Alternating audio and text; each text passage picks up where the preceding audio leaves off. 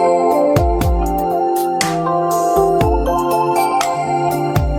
anak, nandito na ako! Magsilabas kayo dyan, magsiselebrate tayo!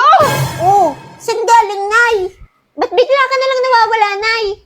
Kumuha ako ng sahod at nagbayad na rin ako ng mga bills! Sahod? O teka, bakit basang-basa ka? Nagugas kasi ako ng plato eh. Ay, si OA. Apat lang naman yung hinugasan mong plato. Akala mo naman gabundok yung inurungan mo. Nayo, si ate. O ano? Magtigil! O ito anak, pasalubong mo. Thank you, Nay. Yun sa akin, Nay. Kailangan pa ba yon? Matanda ka na! Hala.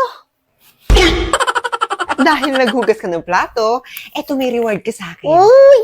1,000! Wow! Yay! Ako rin ba may reward?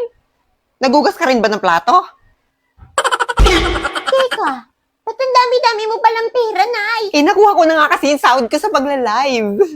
Sumahod ka pala, Nay. Akala ko utang na naman eh. Uy, sahod na! Sahod! Saan yan? Ituro mo naman. Teka, saan?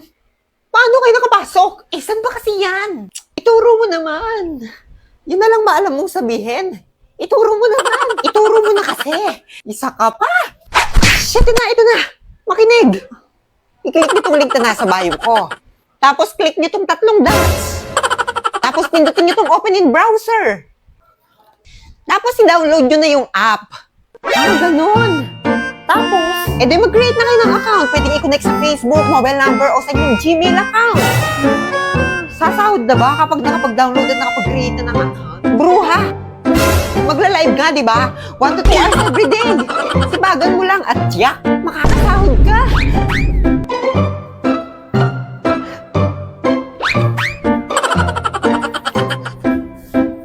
Sige, salamat ah.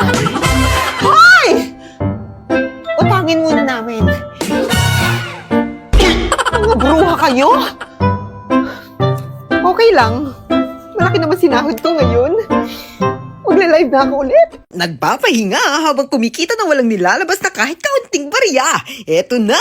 Pagla-live ang aking inaatupag sa isa o higit pang oras araw-araw. Sheesh! At dahil dito, maraming bagay na nagpapatunay na kumikita ako ng malaki kada buwan. Wow! Nabibili ang mga sariling pangangailangan. Sheesh! Nakakapagbayad ng mga bills. True! Nakakapag-groceries and shopping. At higit sa lahat, ay nakakatulong na tayo mag-provide para sa family. Wow! Ang tanong, nakakapagod ba?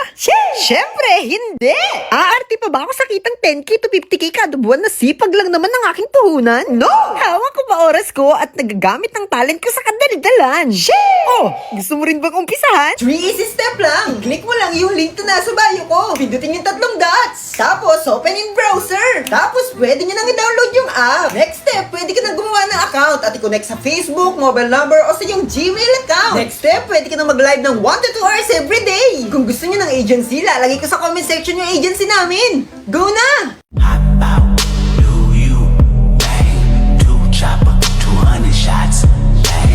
Bang. I ride, you ride. Me, gotta shift it and make it.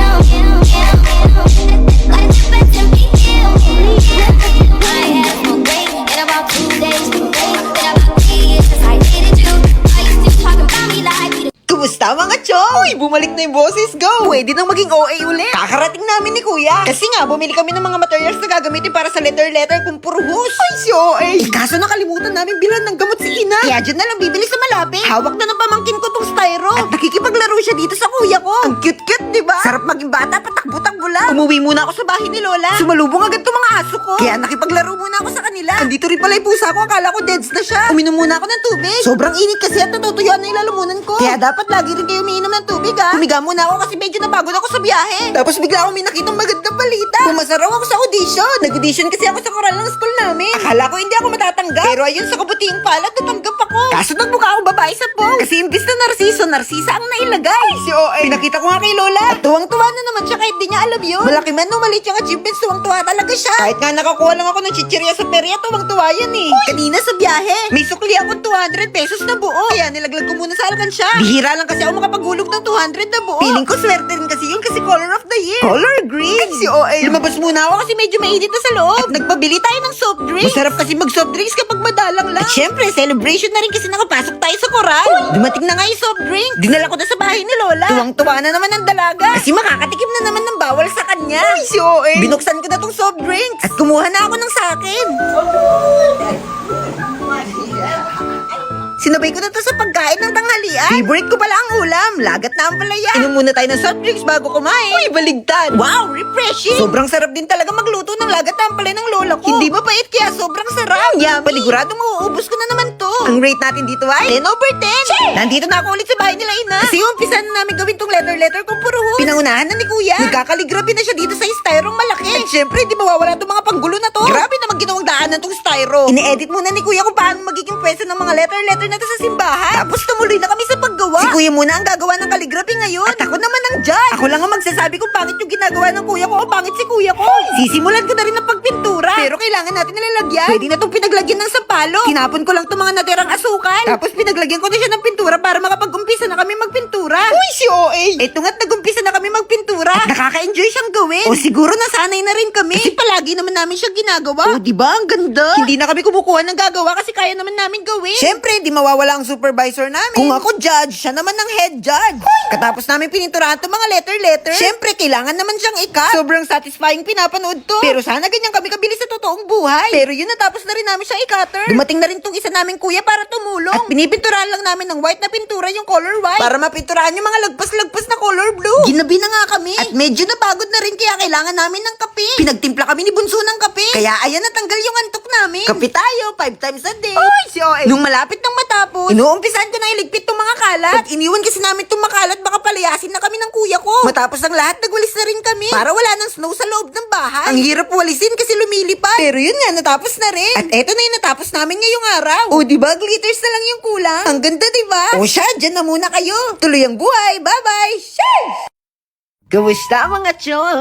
Tara, samahan niyo muna ako sa buhay kong puno ng stress pero happy pa rin. Sabi, New Year, New Me, diba? Kaya sinasabuhay ko na ang pag-inom ng tubig sa umaga. Pati na rin ang pagsabay sa maagang gising ng mga chismosa. Ay, si OA. Abala ang lola sa pagpili ng mga gulay na tinda ni Mano. Alam niyo naman, dito sa bahay, wala yatang araw na hindi kami kumain ng gulay. Tuwang-tuwa na naman ng lola. Nakakangiti pa rin kahit missing na ang kanyang mga ngipin. Sino ba naman kasing hindi sasaya kung makatikim ka ng favorite mo? Kakain na rin ako habang nagkakape at nanunood ng K-drama. Nakasanayan ko na kasing pagsabayin ng mga to. At nakasanayan ko na rin kape na lang ang nagpapakilig sa akin. Hoy, si OA. Na-stress nga rin pala ako dito sa baby ko. Eh, paano ba naman? Tumabi siya sa aking matulog kagabi. Tapos dumudugo pala yung kifi niya. Ayan ang nangyari sa bedsheet. Puro bakas ng dugo. Kaya kinausap ko siya. At sinabi ko sa kanya ang mga katagang, isopagus, habang tayo'y kumakain sa pagkain. Hoy, si OA. Kaya nagkaintindihan kami. At nahiga muna ako sa piling nilang dalawa. Nga pala, may pupuntahan kami ng kuya. Kaya tumawag na ako sa kanya para itanong kung anong oras kami aalis. Nakapag-usap na nga kami kaya maghahanda na ako. Kinumusta ko muna ang lola sa kusina. At ibinalita niyang lagat na ampalaya ang ulam namin mamayang tanghali. Wow na wow, diba? Nga pala, makikiligo ako dito kina nanay. Nagpainit ako ng tubig na ihahalo ko sa paligo ko. Kinuha ko na rin tong tuwalya. At nilagay ko na yung mainit na tubig kasi kumukulo na. Nakaka-relax maligo nang hindi malamig. Katapos ko nga naligo, eto nakabihis na ako. Bibili kasi kami ng mga materials na gagamitin para sa decoration ng simbahan. Eto, sinundo na nga ako ni kuya. Aalis na kami sakay ng single na motor ni ina. Babay muna dito sa bahay ni lola. Pero bago kami tumuli sa aming pupuntahan, dumaan muna kami dito sa simbahan. Kailangan kasi namin ipalit yung single na motor dito sa sidecar para masakay namin yung mga bibilhin namin. Bagong pintura tong simbahan. Naghahanda na rin ang lahat para sa nalalapit nitong pasasalamat. Andito rin ang ina, busy sa pag-aayos. Sinabi nga namin na ipapalit namin yung motor. Ayun, sige raw. Kaya umalis na rin kami agad para maagang makapunta sa bilihan at maaga na rin makauwi. Eto na't nakasakay na kami sa sidecar ni ina na tunog pog-pog. Ang ganda talaga dito sa amin. Tanaw na tanaw ang mga punot bukirin. Nandito na kami sa kanto at nakipark na rin kami. Pero walang paalam. Uy, si OA. Naglakad na kami at sumakay na sa jeep. 2024 na pero nahiya pa rin ako mag-take ng video kapag nandito na ako. Matapos ng medyo mahaba-habang biyahe, bumaba na rin kami dito sa metro. Muntik na nga akong matumba dito kasi nahihilo ako. Nakatulog pa nga ako sa biyahe. Pero ayun, lakad ulit. At sumakay na kami ng tricycle para magpahatid sa aming pupuntahan. Oo nga pala, nasa Tarlac City kami ngayon. Dito lang kasi kami makakabili ng mga murang materials na gagamitin namin para sa decoration ng simbahan. Eto't bumaba na nga kami. Nandito kami ngayon sa right click para ipagawa yung logo para sa simbahan. Habang naghihintay ako dito, may tinuro si kuya. Sabi niya kaporma daw nito mga One Piece figures. Grabe, ang ganda nga. Katapos namin doon, nag-decide naman kami na kumain muna bago bumili ng mga materials. Kasi hindi na kami makakain